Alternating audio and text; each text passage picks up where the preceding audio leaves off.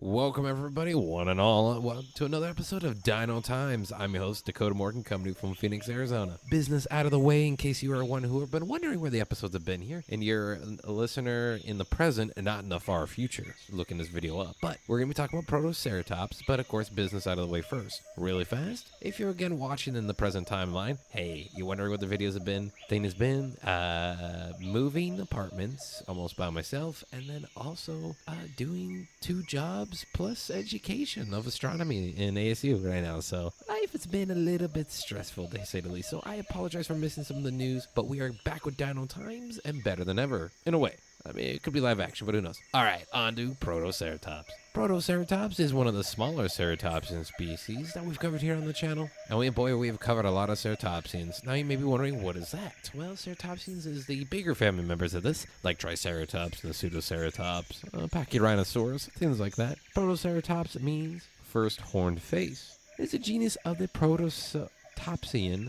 family species, which is a subspecies of ceratopsian species. And it's more or less the smaller cousins of ceratops. It was discovered in Asia but lived in the late Cretaceous period from 75 to 71 million years ago. This animal's been around for a while, though. Protoceratops was discovered in at least 1922. And that's going to lead us to something very important here. Well, that's going to be called the multiple species.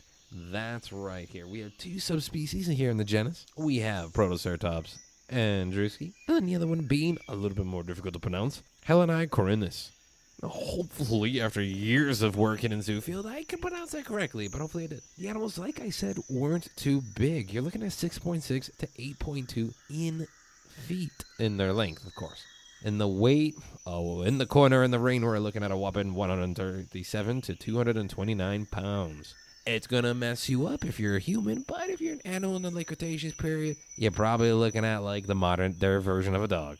Now, these animals, of course, were herbivorous, with prominent jaws and teeth. Protoceratops is known for having, though, a beak-like mouth, similar to that of a parrot, though, in front. It is also known for having a little bit of a wider frill and skull, which we're going to get to in a minute here. But that beak, the teeth, and the jaw there were able to make it so it could bite and tear through foliage like it was nothing. I currently have Pedro, the rescue cat, over here just clambering at my leg during this whole recording. This is fantastic. It had large feet, though, and were semi on the flat side. And the theory is that they could actually use that to dig tunnels and burrows and such as well. As I'm talking about this, I'm kind of thinking about animals I used to work with as a zookeeper, a la the warthog. I'm kind of getting the warthog vibes of the Protoceratops. Comment down below if you think I'm correct. If you know your warthogs, you know I'm kind of correct on that one there with the burrows. Now, the adults, of course, are quadruped, and they're going to be walking and running on their 4 little legs. Big thing being, though, the juveniles, possibility could have been walking on bipedal on their 2 back legs. Wild. Now, despite having very unique features, though, so far as we've been able to tell in the bones, there is no sexual dimorphism, which is kind of odd.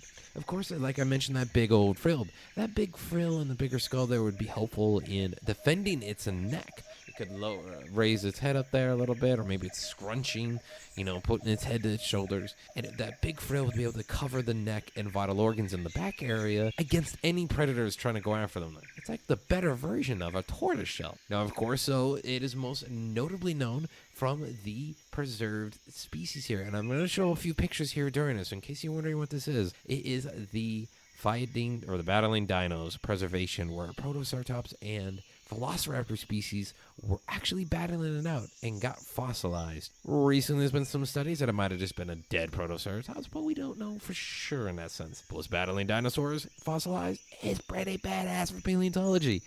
Probably should keep it. That's just me. Now, we have also found, though, multiple nesting sites of these animals here, and a lot of indicators that they were a group and sociable herbivores, which is kind of cool to think about. And that has been a little bit of facts about the Protoceratops. Now, Protoceratops, of course, we know there's multiple ones, but hey, c'est la vie. You know as well that, hey, there's so much more to go into on Protoceratops, but in these videos for species profiles, we like to keep it short. Everybody here, digestible content. Now, on this episode of Dino Times, thank you for joining me here today. Be sure to leave a like and subscribe to the channel for more pop culture and science, because damn it, in this world, we need it right now. Be sure to comment down below things you maybe have learned or want animals you want to see covered. And all my social media is going to be in the description box down below for my X, Instagram, and Twitch. Thanks, everybody, as always.